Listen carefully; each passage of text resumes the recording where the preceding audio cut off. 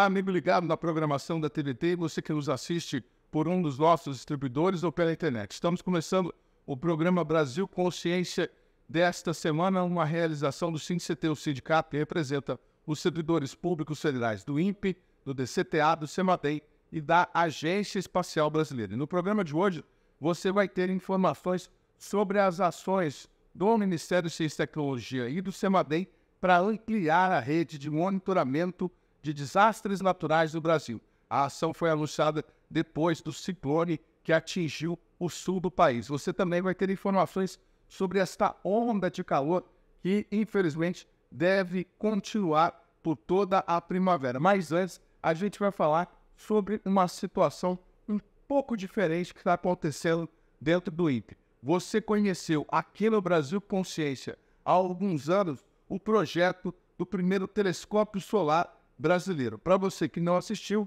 acompanhe do que a gente está falando.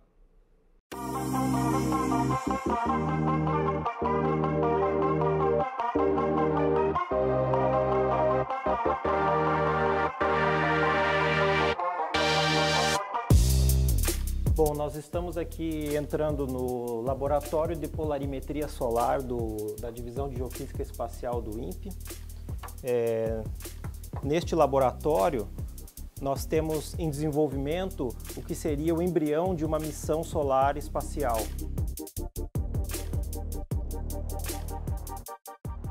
O Galileo Solar Space Telescope é a nossa missão solar, que é um satélite que vai ficar na órbita da Terra e vai observar o Sol. Este satélite vai fazer observações da órbita da Terra porque nós queremos observar aspectos do Sol que não são possíveis de serem feitos da superfície da Terra por causa da atmosfera. A atmosfera filtra uma série de comprimentos de onda, uma série de informações que o Sol manda, então nós temos que sair da atmosfera da Terra para fazer observações. Aqui o design do satélite como um todo. Aqui você pode ver, nós temos aqui as duas opções. O satélite tem mais ou menos 4,5 metros de altura para a opção em órbita geoestacionária, enquanto o satélite para a órbita baixa é um pouco menor, com as duas configurações levando em conta a mesma carga útil, os mesmos telescópios. Então aqui você pode ver o telescópio principal e os dois telescópios menores situados na plataforma também. O Sol ele não é uma estrela parada, ela tem várias explosões e várias atividades. Este tipo de atividade vem sendo estudado desde a época do Galileu Galilei, razão pela qual nós demos este nome para o nosso projeto. O Galileu Galilei descobriu que o Sol tinha manchas e que essas manchas variavam com o tempo. Essas manchas causam uma variabilidade no espaço vizinho à Terra, afetam satélites, afetam telecomunicações e uma série de outros artefatos. Essas variações também afetam o clima da Terra e determinam, por exemplo, em longos períodos, se nós vamos ter climas mais quentes ou mais frios. Então existe uma série de fenômenos físicos que baseiam o tipo de observação que a gente está tentando propor, mas basicamente o instrumento que a gente está propondo é um imagiador que nos permite então identificar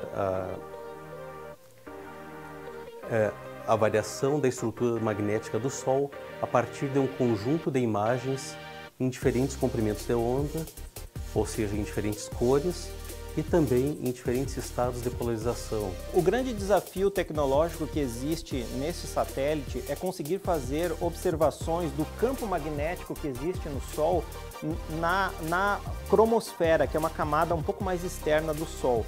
Isso nunca foi feito até hoje.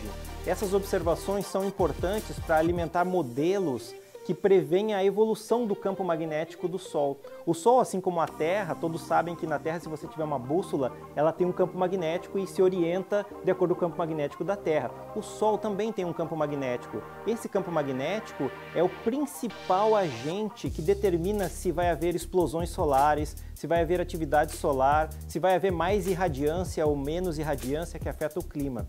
Então, entender este campo magnético é muito importante.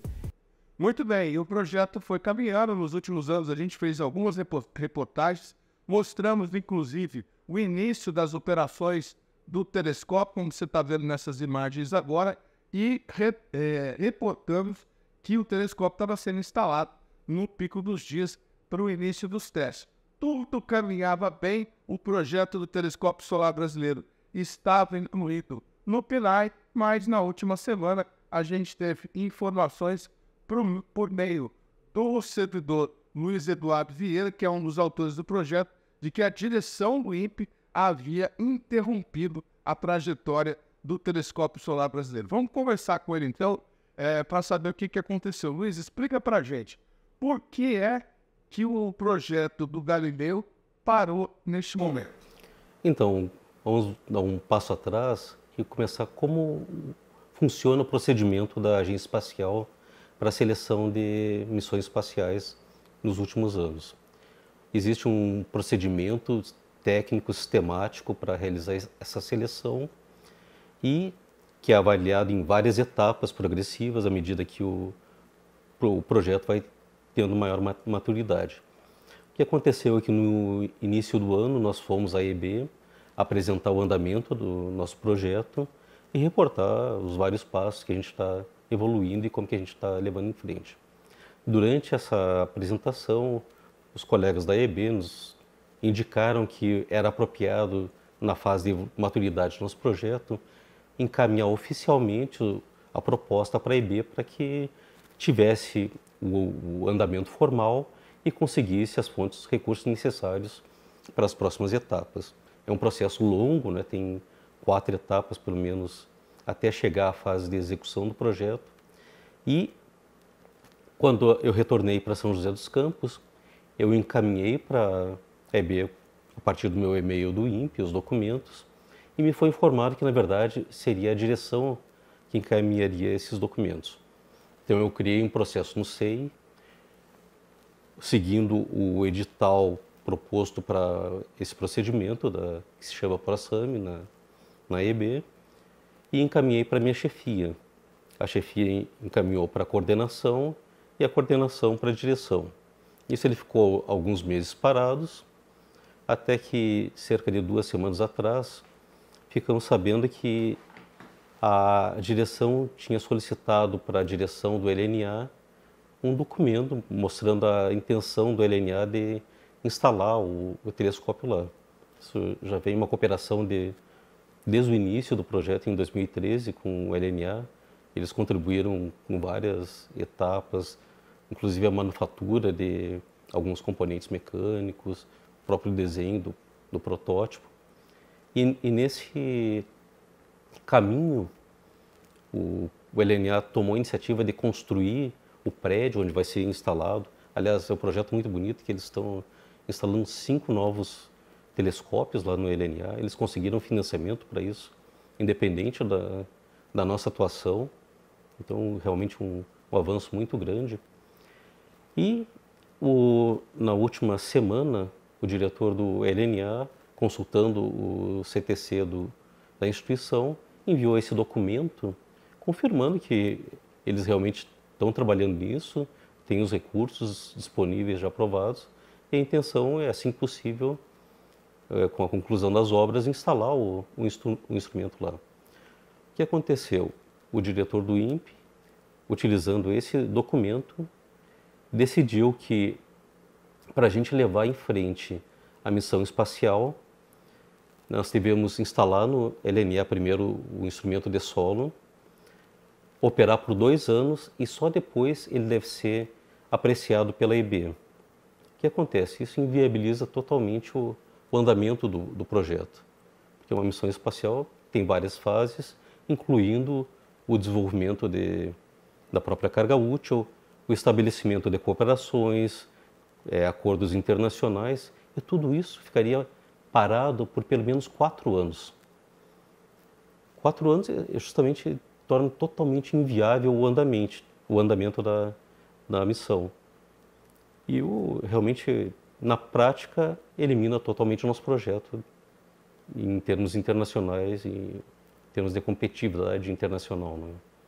Tá, peraí, vamos tentar fazer um glossário para o nosso telespectador entender. Você e o Alisson, lá no laboratório, com o apoio lá do pessoal, do doutorando, do mestrando, desenvolveram um projeto de um telescópio solar. Esse telescópio, ele justamente é inovador porque ele fica no espaço. Ele iria ser como o Hubble, como o James Webb, ele ia ficar na órbita terrestre, mirando o Sol para mandar as imagens para a Terra.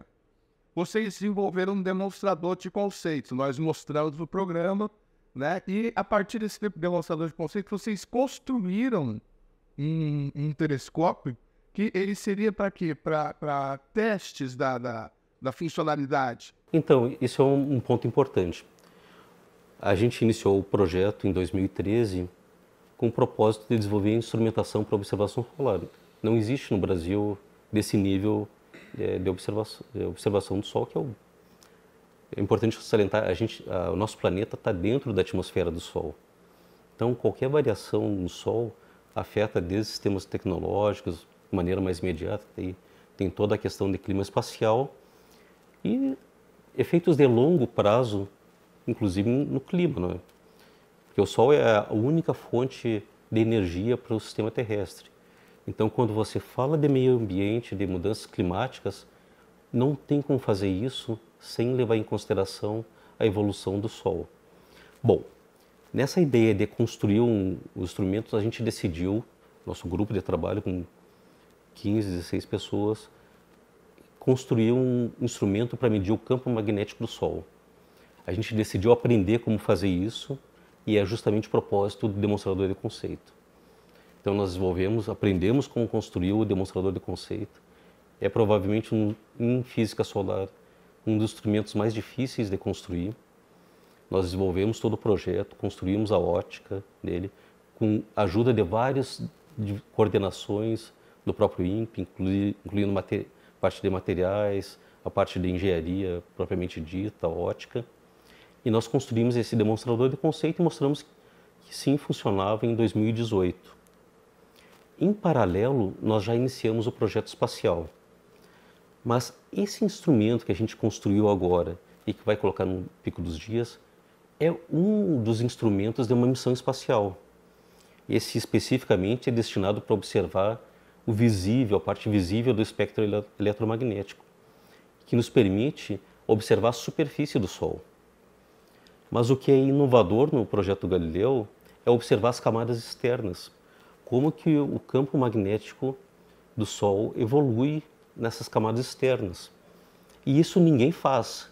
É um projeto único dentro da comunidade internacional. É possível fazer, já mostrou que o conceito funciona, outros grupos mostraram esse conceito, mas ninguém observa sistematicamente como observa outros parâmetros do Sol. Então esse seria a grande evolução. Então isso é um aspecto. Outros instrumentos também vão ser necessários na missão espacial. Por exemplo, medir exatamente a quantidade total de radiação que o Sol emite. Porque é isso que afeta o clima, ou estabelece a base do clima.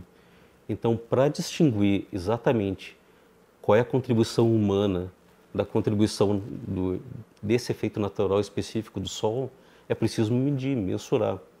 Por quê? É uma medida muito difícil, exige um equipamento que é um radiômetro que mede a quantidade total de radiação, ou que eles chamam de espectral, faixas diferentes do espectro, não necessariamente evoluem igual ao longo do dito ciclo solar. Então, quando você impõe a restrição para o desenvolvimento do projeto em um instrumento para operar no solo e não no conjunto total de instrumentos da missão, você realmente está matando a missão. Então, vamos lá. O projeto tem toda essa gama de instrumentos e produtos que serão gerados a partir das medições, né? Você está falando de medir a camada externa do Sol, imagino que sejam em filtros diferentes, em espectros diferentes de cor, para poder ver a luminância, a radiância e tudo mais. Mas no meio desse caminho vocês construíram um demonstrador de conceito que enxerga a parte externa. E, né, uma vez construída, vamos fazer o quê? Vamos mandar para o LNA para ter um uso para esse demonstrador de conceito lá. Mas não era para a missão parar ali, era para continuar a missão, construir o telescópio solar que vocês inclusive mudaram a lógica, né? Seria um projeto caro, um geoestacionário, vocês passaram por um satélite menor. A gente já contou essa história também aqui no programa, está diminuindo custos e tal. E aí, quando esse, digamos assim, spin-off do projeto, esse à parte do projeto, esse excedente do projeto, foi para o Pico dos Dias, o diretor pegou essa informação e informou para a EB que não era mais necessário o prosseguimento do projeto, que tinha que ficar o telescópio lá operando por 2 anos. Por que isso mata o teu projeto? É por conta das colaborações internacionais? Por conta da obsolescência dos equipamentos? O que vai impedir o andamento dele daqui a 4 anos, como você disse, caso ele venha a ser retomado? Então, tem vários aspectos diferentes ali. Dos pontos importantes que tu realçasse é que tornar esse... Ele é um demonstrador de conceito, mas é um instrumento completamente operacional. Ele realmente consegue realizar as medidas e pode beneficiar a comunidade de... Ele está pronto. Ele não está em condições operacionais ainda, né? Porque até você realmente instalar em condições operacionais, para instalar num sítio remoto, ainda tem uma etapa final que está prevista para ser feita até a conclusão das obras do LNA, que deve acontecer por volta do final do ano que vem, mas é realmente para tornar um equipamento operacional. É outro caso, né? Então, ao limitar o projeto, ele nos deixou de castigo por 4 anos, basicamente. Isso realmente você perde o momento do desenvolvimento do projeto, você perde a oportunidade, porque outras instituições sabem que é importante realizar essas medidas, a realização dessas medidas, e eles estão levando em frente os projetos deles. Deve ter acompanhado, por exemplo, a missão Aditya, lançada pela Índia, acho que 2 ou 3 semanas atrás, também uma missão de física solar, mostrando todo o potencial tecnológico da Índia, que a gente poderia estar fazendo mesmo, né? Eles não realizam as mesmas medidas que a gente está propondo, mas também estão contribuindo de outras formas para entender o Sol. Então, tem também uma missão japonesa junto com a NASA, que é a SOLAR-C, que essa também propõe um equipamento similar ao nosso, com outra órbita, outra configuração. Então, nos tirar por 4 anos dessa sequência, praticamente nos tira a competitividade internacional. Quando vocês estiverem prontos para começar a fazer, já vai ter outros operando, oferecendo informações, e o de vocês não vai nem, talvez, não é necessário. Porque eu tinha falado, esses instrumentos são bastante complicados para serem construídos. Muito pouca gente tem tecnologia. E missões solares, normalmente elas são feitas em parcerias internacionais, ou entre a NASA e a ESA, a NASA e a JAXA. E o que a gente está propondo, aliás, durante esse período, a gente já estava até negociando com colegas da NASA para firmar um acordo para a implementação da missão Galileu, que simplesmente passa a ser interrompido, né? Se não vai em frente na EB, como é que a gente vai estabelecer acordos para eles pensarem no assunto daqui a 4 anos? Não existe isso, né? E aí, quando você ficou sabendo dessa informação, você distribuiu um comunicado, que inclusive foi publicado pelo jornal do CINCT, a missão Telescópio Solar Espacial Galileu e a batalha contra o negacionismo científico da Luísa. Por que é negacionismo? Você está falando para a gente que a mensuração desses dados solares pode definir até que ponto o aquecimento global é antrópico e até que ponto é o resultado de alguma atividade solar que nós não estamos entendendo ainda? Na verdade, não é para definir isso já é bastante claro, mas para definir qual é a linha de base. Porque essas medidas da irradiância total do Sol, que chega no topo da nossa atmosfera, é uma medida bastante complicada. O princípio é bem simples, mas a implementação é complicada. Por que é complicado? Porque você precisa ter um instrumento funcionando ao longo de pelo menos um ciclo solar, que é cerca de 11 anos. Então, você manter um instrumento desses estável em uma plataforma espacial por todo esse período é muito complicado. Se você olha os dados utilizados atualmente, que iniciaram a ser coletados no espaço em 1978, você vê uma diferença muito grande entre a linha de base, de alguns watts por metro quadrado, que quando você integra isso em 100 anos, tem uma diferença enorme. Então, os instrumentos, que são radiômetros absolutos, continuam a serem desenvolvidos, continuam a serem instalados em plataforma espacial e, mesmo assim, existe uma discrepância entre eles, desde variações diárias até de longo período. E dependendo como você analisa esses dados, você pode chegar a conclusões completamente diferentes sobre o papel da atividade do Sol nesses últimos 400 anos, por exemplo, se você consegue uma maneira de reconstruir a atividade solar. Então, sim, não existe nenhum programa de evolução da atmosfera da Terra, oceanos, do sistema terrestre como um todo, sério, que não leve em consideração isso, de como a radiação do Sol varia, como que ela interage com a atmosfera e nos diferentes níveis. E não é só a quantidade total, a quantidade também espectral, ou seja, em diferentes regiões do espectro, afetam diferentes camadas da nossa atmosfera. Por exemplo, a ionosfera é gerada pela radiação no ultravioleta, tem toda a questão da camada de ozônio também, que absorve muito da radiação no ultravioleta também. Então, é um problema muito complexo entender como que o clima terrestre está evoluindo. E programas sérios têm que levar em consideração as medidas da evolução do Sol. E não adianta esperar que os americanos façam isso, ou que os europeus, porque os instrumentos deles também são limitados. Depois de um determinado tempo, o instrumento começa a degradar e você não tem mais a mesma medida que você tinha no início da missão. Então você tem que permanentemente manter atualizado com novos instrumentos, evoluindo a tecnologia para a construção de instrumentos, para realmente restringir, limitar o range de variação da atividade solar que está entrando. O que acontece, a gente pode fazer uma analogia, é que o Sol é a chama embaixo da panela de pressão, né?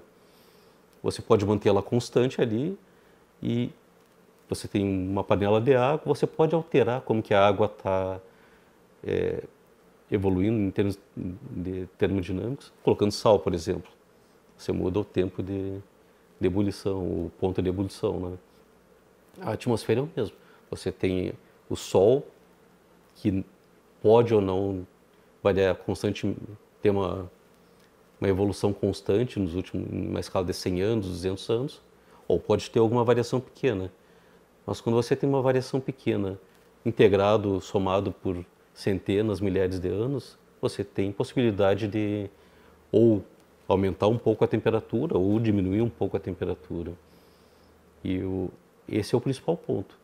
Um programa sério em mudanças climáticas tem que ter esse tipo de abordagem para garantir que se conhece realmente os efeitos naturais. Você falou que você foi surpreendido pela tomada de decisão da direção. A direção te comunicou alguma coisa antes de tomar essa decisão? Você entrou em contato com a direção depois da decisão para tirar alguma satisfação sobre isso? Existe alguma comunicação em relação a esse assunto? Então,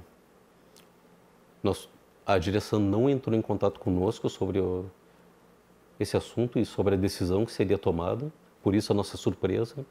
No mesmo momento em que a gente soube da decisão, nós elaboramos um memorando, que foi incluído no mesmo processo, solicitando o parecer técnico para a decisão tomada, que realmente não faz sentido nenhum do ponto de vista técnico, né? A seguir, nós percebemos que os documentos, desse conjunto total de documentos que nós tínhamos preparado para encaminhar para a EB não foram encaminhados. Então, nós incluímos outro memorando no procedimento e solicitando que eles fossem encaminhados para a agência espacial. E, é claro, eu conversei com a chefia da minha divisão, que é o meu chefe imediato, e também com a coordenação de engenharia e ciências espaciais. Então, nosso contato foi até o ponto da coordenação. Eu realmente não sei como que está evoluindo internamente no INPE essa discussão e não tenho ideia também de quem assessorou a direção para essa tomada de decisão, mas claramente é alguém que não entende nada de astronomia e nem de física solar ou física espacial. Então, realmente me pareceu, até o que eu entendo, bastante arbitrário essa tomada de decisão. Posso estar errado, né, mas... O Brasil Consciência entrou em contato com a comunicação do INPE e até o momento a gente ainda não recebeu uma resposta sobre esse assunto. Nós vamos com um rápido intervalo. Na sequência, você tem informações sobre esta onda de calor que atinge todo o país. Bastante só, não sai daí.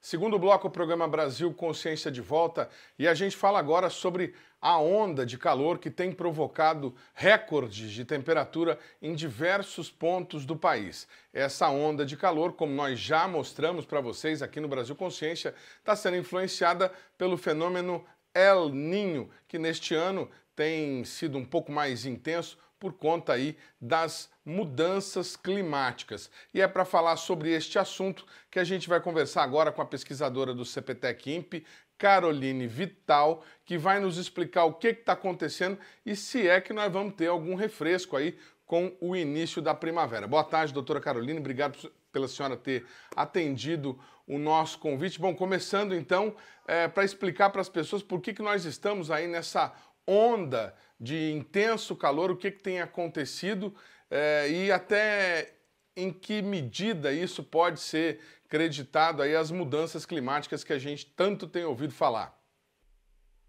Boa tarde a todos que estão nos assistindo. Bom, nos últimos dias a gente observou com temperaturas bastante elevadas. O mês de agosto fechou aí com temperaturas máximas acima da média, em algumas localidades chegando a mais de 5 graus acima da média histórica. E o sistema meteorológico que provocou isso foi a atuação de um sistema de alta pressão na camada média da atmosfera. Esse sistema de alta pressão, ele inibe a formação de nuvens, com isso ele favorece maior entrada de radiação solar e aí favorece, então, o aumento das temperaturas. Um fator adicional que esse sistema provoca é o aquecimento por convecção, como é um sistema de alta pressão e por frio no ar. Isso favorece também a elevação dessas temperaturas. Esse sistema ele atua numa escala de tempo e espaço que a gente chama de sinótica. Então, é o que estava favorecendo essas condições de tempo. E esse sistema de alta pressão, ele é típico da época do ano. Essa época do ano, durante a estação seca, que é a faixa central do Brasil, é comum a gente observar a atuação desse sistema, e quando ele atua por vários dias consecutivos, ele acaba propiciando essas condições de tempo. Com a influência do El Niño, que a gente já observa características típicas de El Niño lá no Oceano Pacífico, isso acaba sendo agravado, porque a influência do El Niño durante esse trimestre que a gente já está vivendo é de aumento na média das temperaturas. Então, o El Niño acaba que influencia e fortalece um pouco essa questão de termos mais médios que a gente diz, né? Então, a média do mês de agosto foram de temperaturas bem acima da média, né? Então, como eu falei já anteriormente. Um outro fator que também contribuiu para essas condições de tempo foi a baixa frequência de frentes frias, que durante esse período agora que a gente está vivendo, pelo menos até agosto e início de setembro, entre abril e agosto e setembro, mais ou menos, a gente tem o período da estação seca, que a gente chama sobre a faixa central do Brasil, e a gente tem a atuação típica desse sistema de alta pressão em campo interiorbite, e uma segunda situação que é muito típica é a entrada de frentes frias pelo interior do continente, e elas que acabam favorecendo a queda da temperatura. Por isso que, durante o meio do ano, a gente tem temperaturas relativamente mais baixas, entram mais frentes frias. E esse ano, o que aconteceu esse ano, ou pelo menos principalmente no mês de agosto, as frentes frias elas não conseguiram avançar pelo interior do continente para dar esse refresco. Elas atuaram principalmente entre a região sul e leste e sudeste, então tendo esse deslocamento um pouco mais atípico e do oceano, e não avançando pelo interior do continente também, impedindo de ter esses episódios de queda. Era isso que eu ia perguntar para a senhora. A gente está acostumado aí em anos anteriores, né, a ver no noticiário que uma frente fria havia provocado uma queda de temperatura e a gente recorrer a cobertor e muita blusa e tudo mais. Nesse ano, o nosso inverno praticamente não teve isso.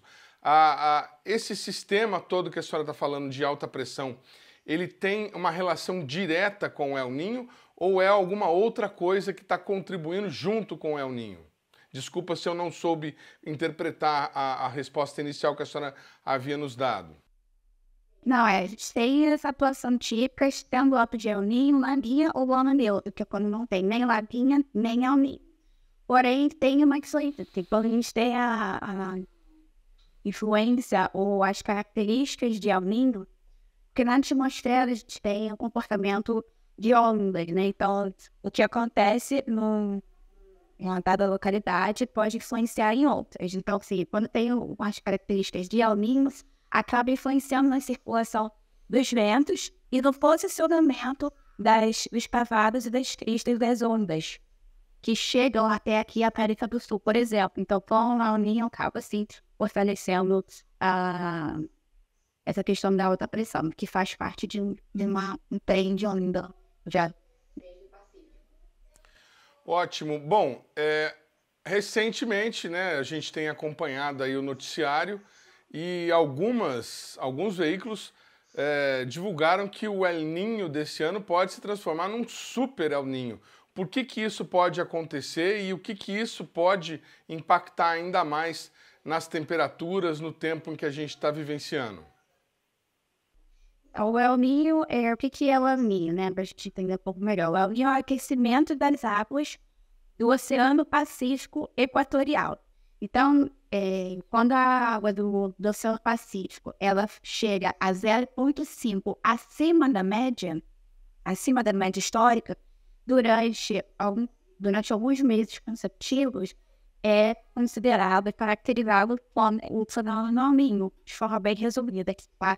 E existem intensidades do El Niño. Existe o El Niño fraco, o El Niño moderado, o El Niño forte e o super El Niño.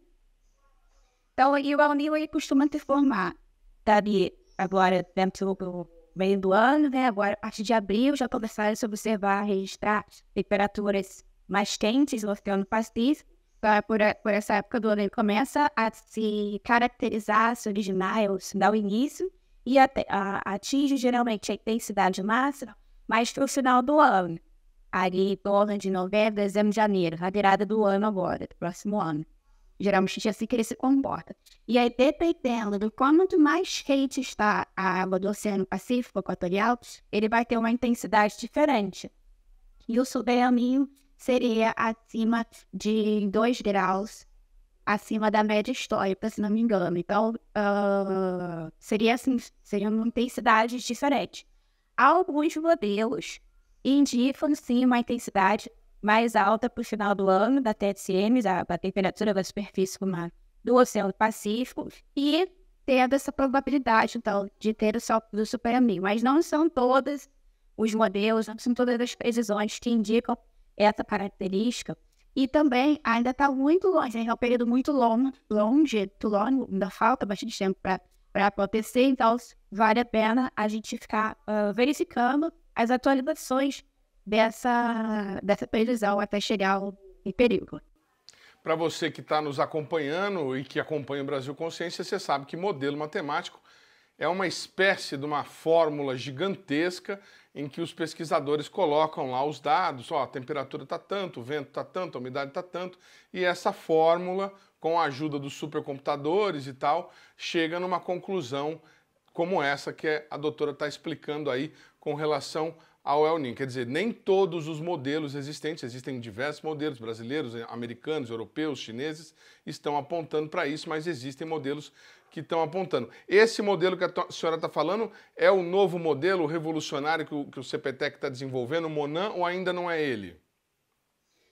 Ainda não, o Monan ainda está em fase de criação, né? Não tem nenhuma resposta ainda do Monan, ainda está sendo construída. A gente analisa diversos modelos, tanto internacionais quanto nacionais, para a gente poder chegar a uma conclusão, né? Tipo, como você falou, cada modelo vai enxergar de uma maneira diferente, dependendo da informação que eu estou colocando para ele fazer o cálculo.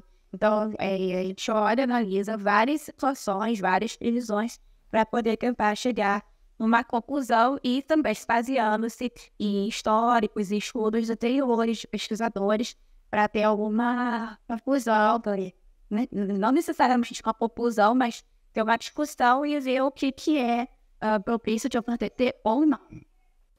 Muito bem. Bom, e como a senhora falou, essa propensão aí de um aumento acima do que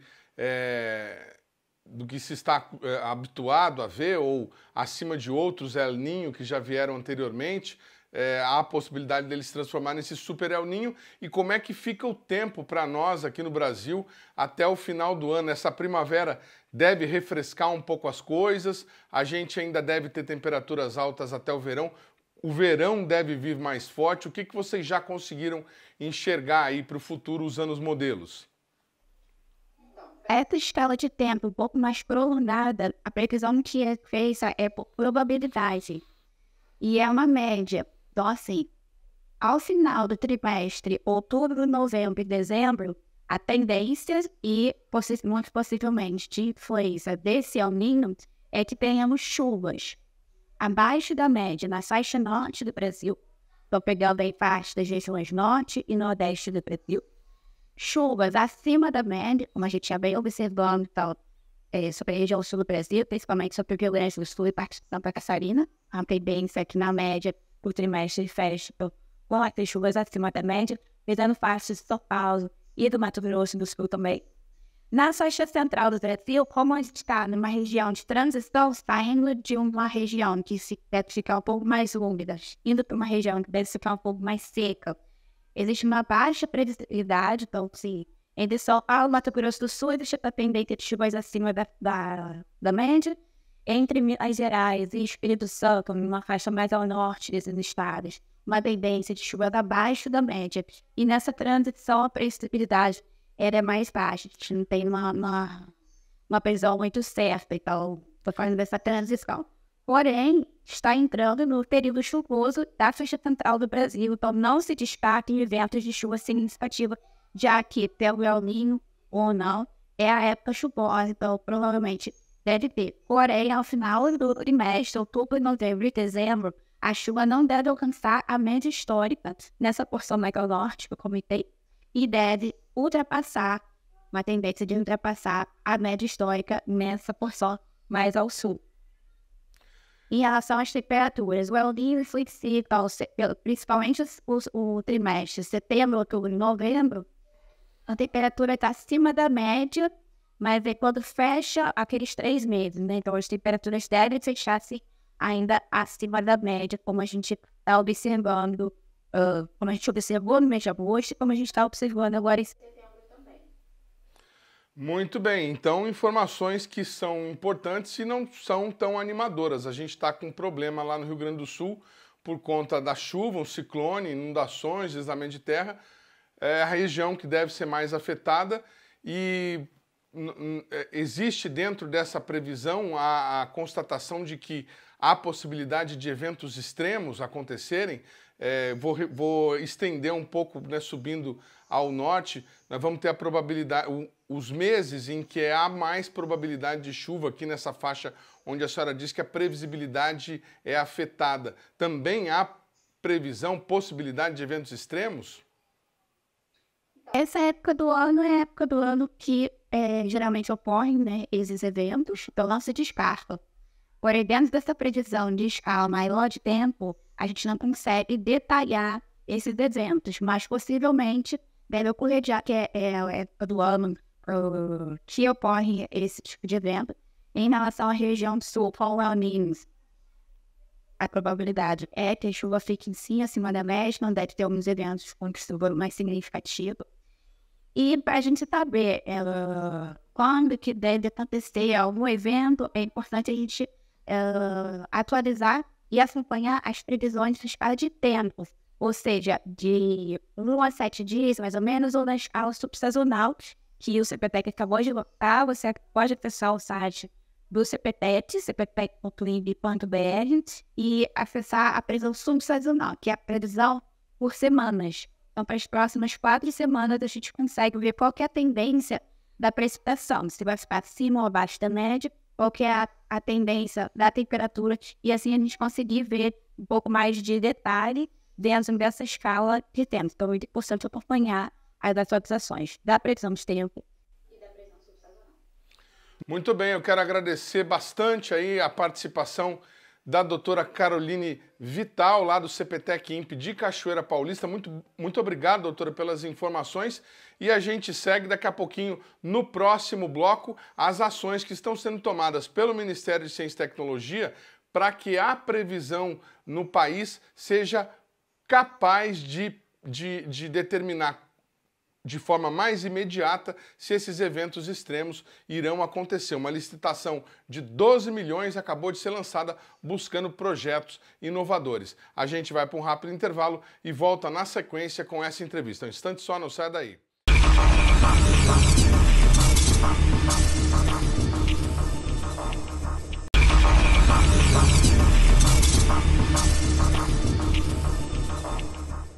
Muito bem, estamos de volta agora para falar sobre a ampliação da rede de monitoramento de desastres naturais.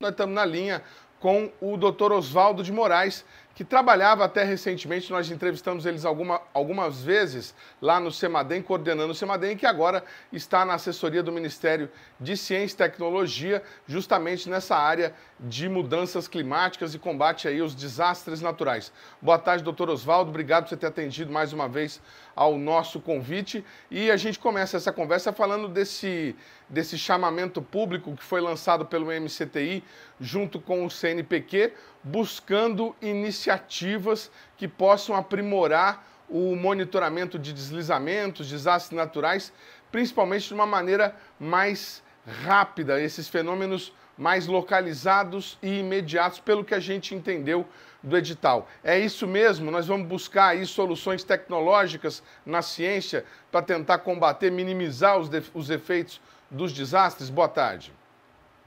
Boa tarde, Edmo. Boa tarde a todos que estão nos acompanhando. E acho que tu captaste perfeitamente bem a proposta desse edital. E até tu estás em São José dos Campos nesse momento, e a questão de 10 ou 15 minutos atrás, o pessoal do CEMADEM me mandou uns vídeos de uma chuva torrencial com o granizo que estava caindo ali no Parque Tecnológico. Eu não sei se chegou a atingir todo o município de São José dos Campos. Fiquei sem internet aqui, estava com medo de não conseguir falar com o senhor, inclusive. Bom, exatamente. Esse é o tipo do fenômeno que os modelos meteorológicos ainda não conseguem resolver, ok? A localização desse evento extremo que aconteceu agora em São José dos Campos, que nós chamamos exatamente evento meteorológico extremo, ocasionado por processos de convecção, processos de autoaquecimento da superfície da atmosfera, muito localizados tanto no tempo como no espaço, e tanto é que no tempo que ele foi um evento de 5 ou 10 minutos, né? E depois passou.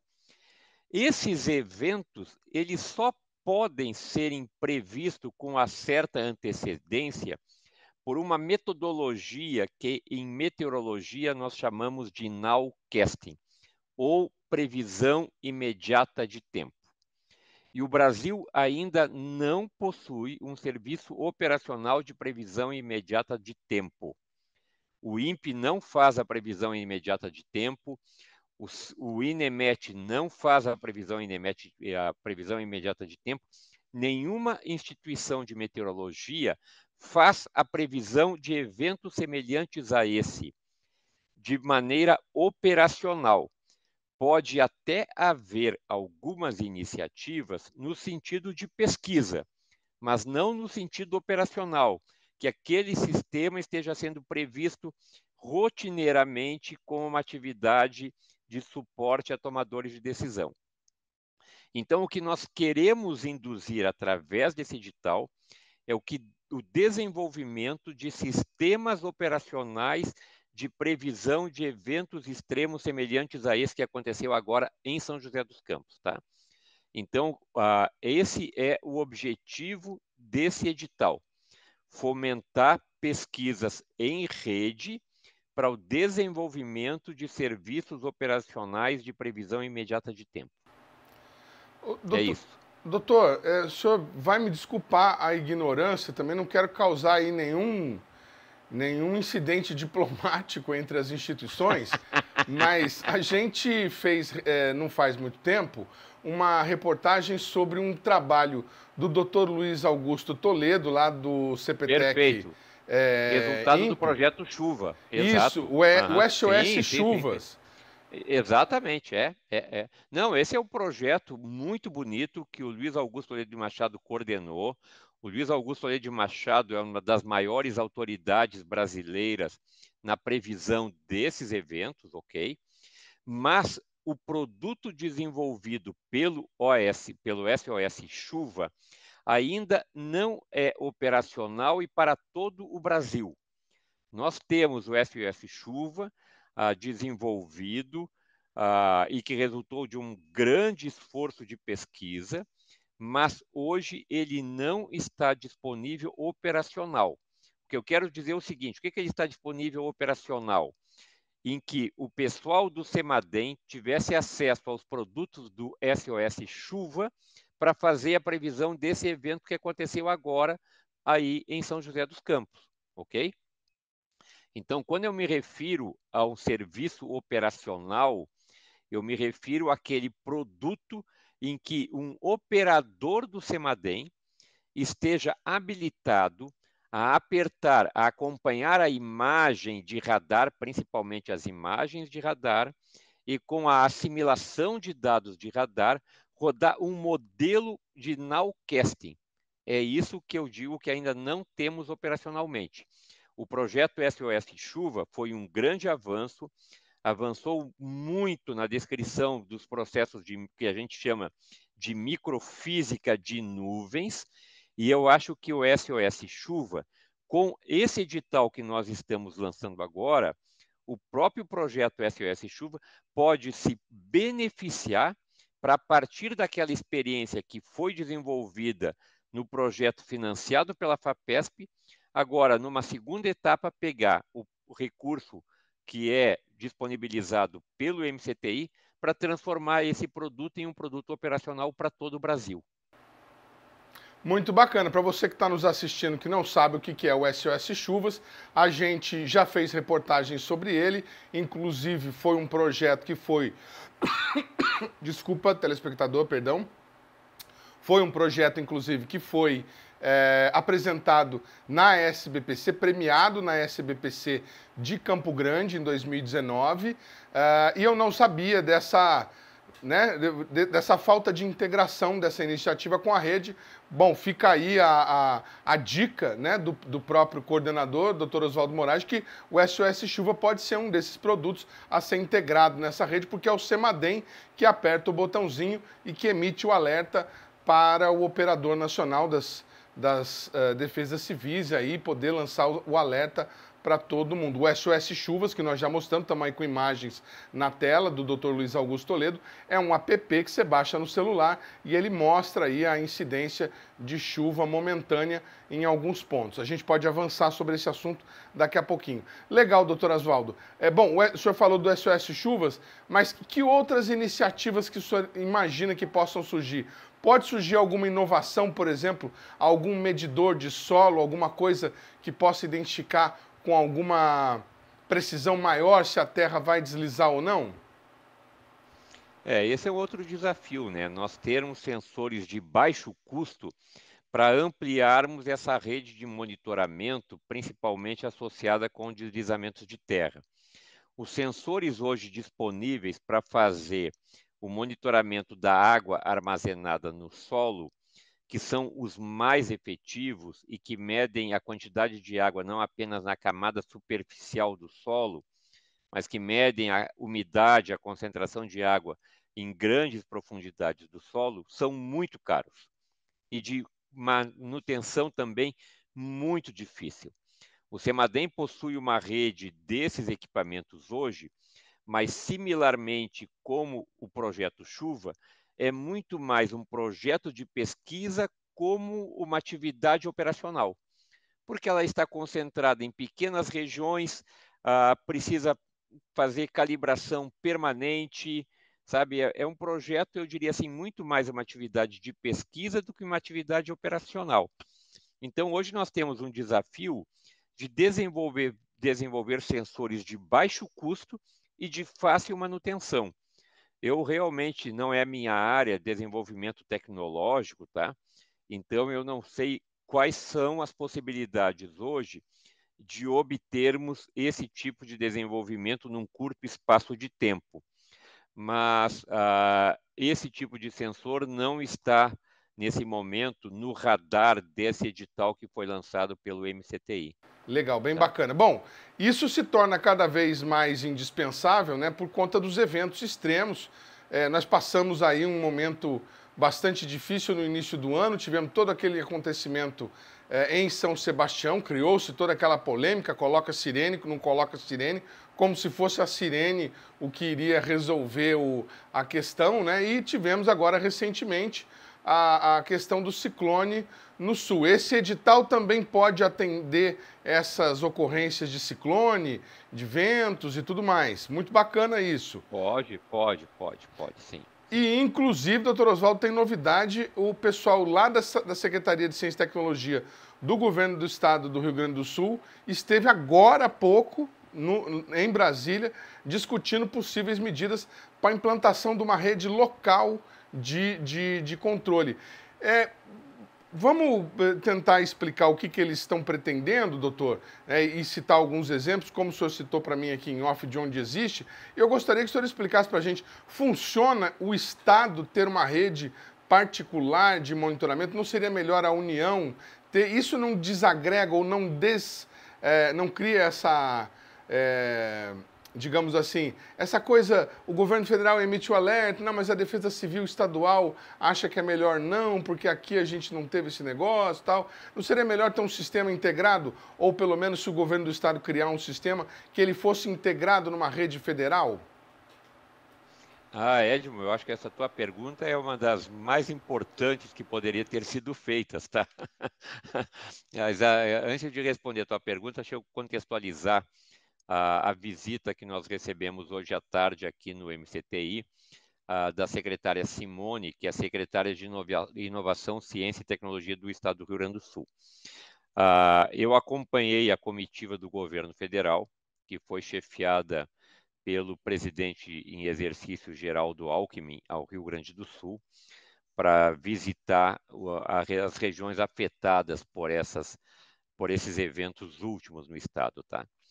E lá, durante a visita, eu conversei com a secretária e coloquei o MCTI à disposição do Estado do Rio Grande do Sul para dar um suporte naquilo que o Estado desejasse desenvolver para criar um sistema estadual de monitoramento e alerta. E eu não sei se o Estado do Rio Grande do Sul vai fazer o desenvolvimento desse sistema, tá? Porque isso é uma competência do Estado do Rio Grande do Sul fazer as suas opções, afinal o Brasil é um país que tem uma federação em que os estados têm as suas autonomias. Nós temos alguns estados no Brasil que possuem centros estaduais de meteorologia. Por exemplo, Santa Catarina possui, o Paraná possui, o Ceará possui, Pernambuco possui e outros estados também. Então, e o Rio Grande do Sul não possui um centro estadual de meteorologia, um centro estadual de previsão de desastres, coisas assim. Então, o Estado do Rio Grande do Sul vai avaliar se ele vai desenvolver um sistema e qual o sistema será. O que nós fizemos, então, foi uma reunião para mostrar para a secretária Simone qual é a experiência que o Ministério tem em termos de monitorar e alertas, de monitoramento e alertas através do CEMADEM, tá? Então estava aqui hoje também a diretora do CEMADEM, a diretora Regina Alvalá, o Dr. Marengo Orsini, que é o coordenador de pesquisas e desenvolvimento do CEMADEM, e eles fizeram uma descrição para a secretária o que é o CEMADEM, como o CEMADEM trabalha, qual a diferença entre fazer uma previsão de tempo e fazer uma previsão de alertas, de desastres e assim por diante. Então agora o Estado do Rio Grande do Sul, a secretária Simone disse que vai retornar, vai conversar com outras secretarias envolvidas, que vão fazer uma visita ao CEMADEM, e aí vamos prospectando de que maneira que isso vai se desenvolver. Então essa foi a contextualização da nossa reunião com a secretária estadual.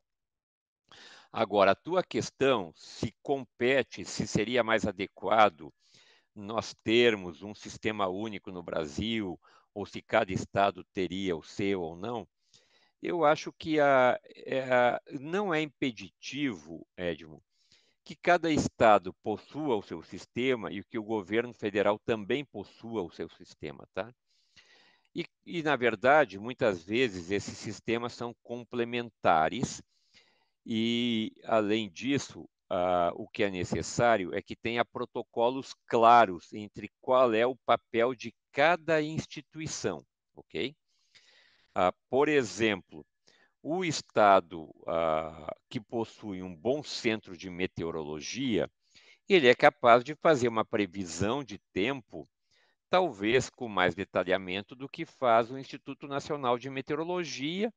E se você tiver nesse centro estadual meteorologias capacitados, esses meteorologistas capacitados e conhecendo as características meteorológicas daquela região onde o estado está, talvez ele consiga fazer uma previsão um pouco mais detalhada que o Instituto Nacional de Meteorologia faz. E o mesmo se aplica a desastres, tá?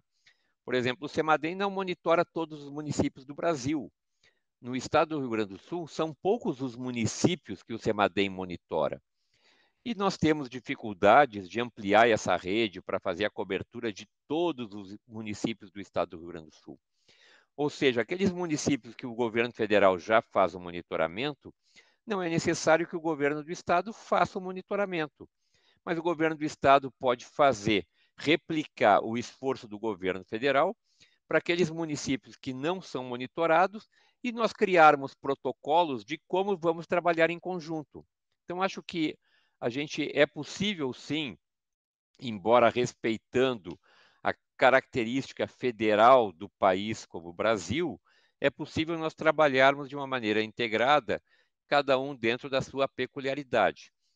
Vou te dar um outro exemplo também, o que acontece na área federal. Na área federal, você tem a aeronáutica, que faz a previsão de tempo específica para dar suporte ao tráfego aéreo. Nós temos a Marinha, que faz a previsão meteorológica específica para o suporte da navegação, ok? E nós temos o Instituto Nacional de Meteorologia, que faz a previsão de tempo de uma maneira geral. Ou seja, a Marinha não interfere no que o INEMET faz, não interfere no que a aeronáutica faz, mas podemos muito bem ter um sistema integrado em que todas as informações conversem entre si e que a gente aprimore de uma maneira geral a previsão de tempo no Brasil. Cada órgão respeitando a sua individualidade, respeitando a sua instituição, mas trabalhando de uma maneira em conjunta com protocolos claros. Porque não faria sentido, por exemplo, a aeronáutica começar a fazer previsão para navegação fluvial e vice-versa, né? Quer dizer, seria um absurdo. Agora, por exemplo, um determinado fenômeno meteorológico que é captado pelo serviço de previsão do tempo da aeronáutica pode não ser captado pelo serviço de previsão de tempo marítimo, mas um pode interferir no outro. O que impede essas instituições de terem, digamos assim, uma sala de operação em conjunto em que todos os especialistas das diferentes áreas estivessem trabalhando de uma maneira harmoniosa? Então, acho que seria um ganho muito grande para o Brasil. Infelizmente, o Brasil não possui o Brasil não possui a NOAA, né? Porque nos Estados Unidos a NOAA faz tudo. A NOAA faz aquilo que é feito no Brasil pela Marinha, faz o que é feito no Brasil pelo INEMET, faz o que é feito no Brasil pelo INPE, faz o que é feito no Brasil pela Aeronáutica e assim por diante. No Brasil, não. No Brasil, nós temos diferentes instituições. Então, o que nós temos que fazer? É reconhecer as nossas diferenças em termos de missões, mas avançar para trabalhar em conjunto. Doutor, a chuva que estava aqui em São José está aí atrás do senhor agora. Quando a gente começou a entrevista estava tudo claro, agora está tudo escuro aí atrás. Eu vou encerrar porque eu acho que daqui a pouco a sua internet cai igual a minha. Não. É que aqui é o seguinte, aqui em Brasília já está anoitecendo mesmo, tá bom? Então tá certo. Eu achei que era a chuva que tinha saído daqui, já tinha chegado aí. Não. Quando nós começamos a conversar, nós estávamos com o tempo claro, porque ainda era dia, durante essa transição foi muito rápida, tá? Então já está anoitecendo mesmo aqui, tá bom? Então tá certo. Muito obrigado, boa sorte, okay, obrigado. Um abraço. Viu? Um abraço, Tchau. O programa Brasil Consciência de hoje vai ficando por aqui. Você que quiser conferir os demais programas já produzidos pela rádio do CINDCT, deve acessar a nossa página no Facebook, que está aí para você na tela nesse momento. O BCC, todos os programas produzidos, esse que nós falamos e mais outros, está na nossa página no YouTube, que está aí para você, e também na página da própria TVT. Nosso e-mail sempre disponível para te atender. A gente volta na semana que vem, como eu falei, com um programa inédito que vai falar sobre o orçamento de ciência e tecnologia em 2024. Tchau, gente. Obrigado, doutor. Um abração, viu?